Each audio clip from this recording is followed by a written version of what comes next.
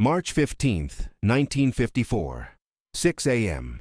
The isolation cell door opened with a metallic creak that echoed through the empty corridors of Alcatraz. Warden Paul Madigan was standing outside, expecting to see a broken man. Expecting to see Bumpy Johnson crawling out of that 2-by-3-meter hole, begging for mercy, begging for sunlight, begging to return to the general population. Instead, Bumpy Johnson walked out upright. His eyes shone brightly, and at the corner of his mouth was something that froze Madigan's blood. A smile. Bumpy walked right past Madigan, looked him in the eyes and said just 5 words. "Thank you for the lesson, Warden." What happened in those 30 days in isolation not only changed Bumpy Johnson, it changed how Alcatraz operated forever. But to understand why those 30 days were so important, you need to understand why Bumpy was there in the first place. January 1954. Bumpy Johnson was 47 years old and already a legend on the streets. But legends from Harlem meant nothing inside the walls of Alcatraz. The Rock was different. There were no favors here, no community respect, no corrupt politicians to make calls.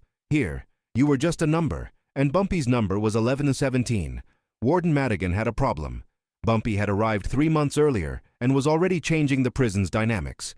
He wasn't causing trouble. That was the problem.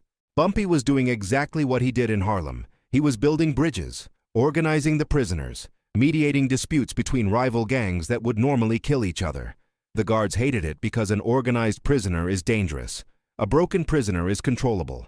Madigan summoned Bumpy to his office on February 14th, 1954. "Johnson, you think you're still in Harlem? Think you can run my prison like it's your territory?" Bumpy just looked at him with those calm eyes. "Warden, I don't run anything. I'm just trying to serve my sentence in peace." "That won't work here." Madigan slammed his fist on the desk. "You want to be the big man? I'll give you 30 days in solitary. Let's see how big you are when you get out." If you get out. Alcatraz Solitary wasn't like other prisons. It was a series of underground cells, completely isolated. No windows, no natural light, no human contact, no sounds except the ocean crashing against the rocks and your own breathing. You got food once a day through a slot in the door. 3 minutes to eat, then total darkness again. Psychologists called it sensory deprivation. Prisoners called it hell. Bumpy was taken to cell D14 on February 15th at 8 a.m. 3 guards shoved him inside. The steel door slammed, the sound of the lock clicking, then silence. Total darkness.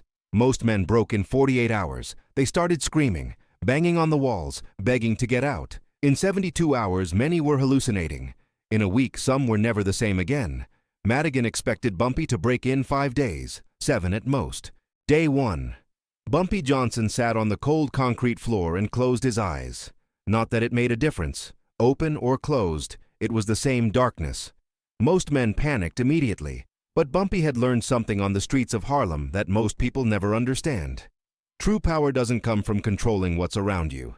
It comes from controlling what's inside you. He started counting. 1, 2, 3, 4. Counting his breaths. Keeping his mind focused. Creating structure where there was none. Day 3. The guards expected to hear Bumpy screaming. Instead, when they opened the slot to pass the food, they found Bumpy sitting in meditation position. He took the food, thanked them calmly, and continued. Guard Johnson, a man named Frank Miller, was unsettled. "Hey, 1117, you okay in there?" Bumpy replied without opening his eyes. "I'm better than ever, Officer Miller. Thank you for asking. How's your family?" Miller almost dropped the tray. How the hell did Bumpy know his name? How did he know Miller had a family? Bumpy had spent his first 3 months in Alcatraz not causing trouble. He spent it learning the guards' names, their shifts, their families, their stories, their weaknesses. Day 7. A full week in total darkness. Madigan checked the logs. No screaming, no violence, no signs of breaking. This was impossible. Madigan went personally to D14. "Johnson, you hearing me?" Bumpy's voice came calm from the darkness. "Loud and clear, Warden." Madigan expected weakness. Instead, there was something disturbing in Bumpy's voice. It sounded stronger. "How you holding up in there?" Madigan asked, not hiding his frustration. Bumpy laughed, a genuine laugh that echoed down the corridor. "Warden, you gave me a gift. For the first time in years, I have peace and silence to think, to plan, to strengthen my mind. You should charge me rent for this space." Day 10.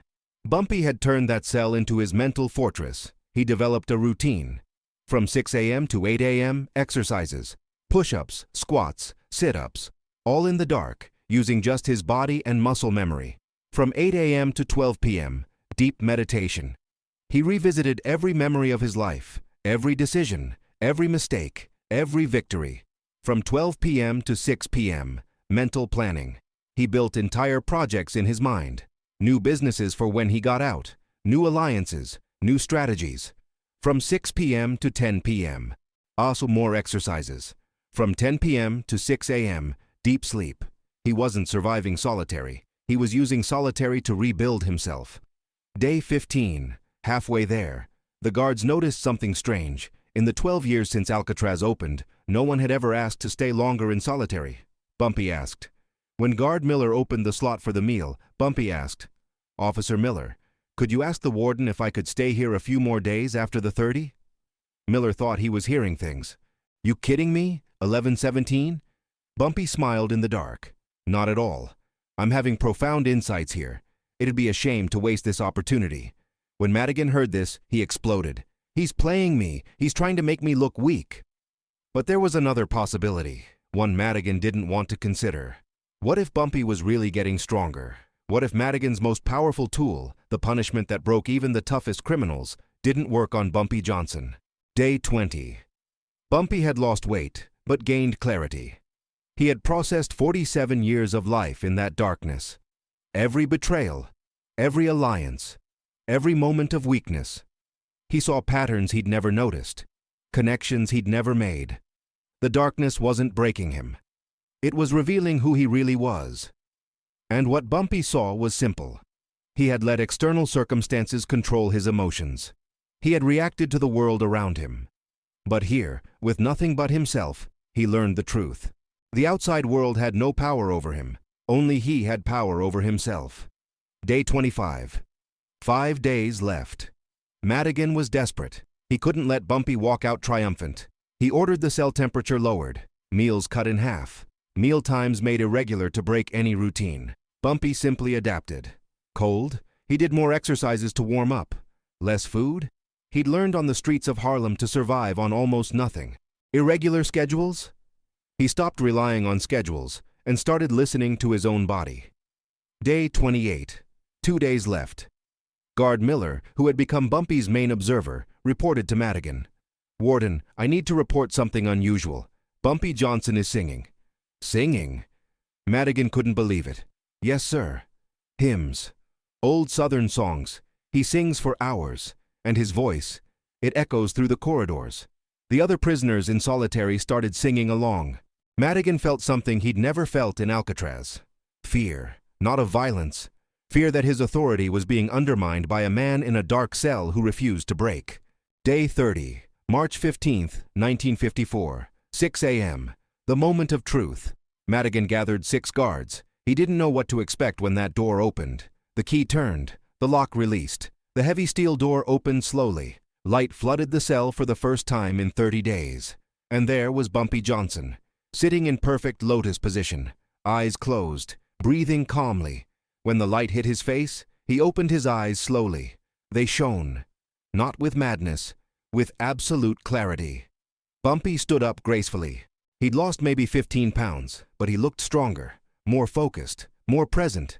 He walked to the door, stopped in front of Madigan, and smiled. "Thank you for the lesson, Warden." Madigan couldn't speak. "Lesson? What lesson?" Bumpy walked past him. "You taught me that it doesn't matter where I am. It doesn't matter what you take from me. Light, food, space, human contact. None of it matters. Because who I am can't be taken away. Who I am comes from within. And that, Warden, is something you'll never understand." Bumpy started walking down the corridor. The guards looked at Madigan, waiting for orders. He just waved to let him go. The story of what happened spread through Alcatraz in hours. The man who didn't break. The man who turned punishment into meditation. The man who came out of solitary stronger than he went in. The other prisoners started looking at Bumpy differently, not with fear, with respect, with admiration. Madigan had tried to destroy Bumpy's influence. Instead, he multiplied it tenfold, because now Bumpy wasn't just the clever gangster from Harlem. He was the man who mastered his own mind. The man who proved that true strength doesn't come from muscles or guns. It comes from absolute inner control. 3 weeks after solitary, Madigan summoned Bumpy to his office again. "Johnson, I don't understand you. Why didn't you break?" Bumpy sat calmly. "Warden, you tried to break me by taking everything away. But you don't understand. I'd already lost everything before I got here. In Harlem I had power, money, respect. But all that depended on external things. You forced me to find power that depends on nothing and no one. And for that, I thank you." Bumpy Johnson spent another 2 years in Alcatraz. He never went back to solitary. Not because he stopped influencing the other prisoners, but because Madigan realized the truth.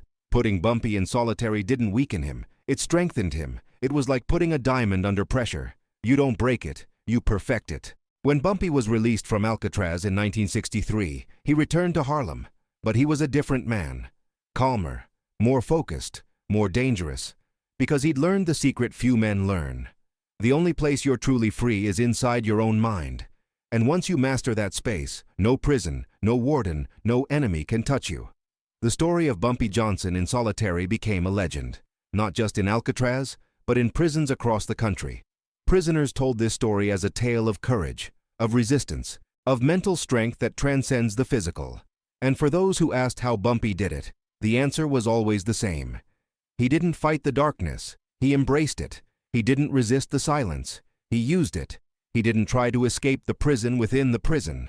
He turned it into his personal temple. Because Bumpy Johnson understood something most people take a lifetime to learn.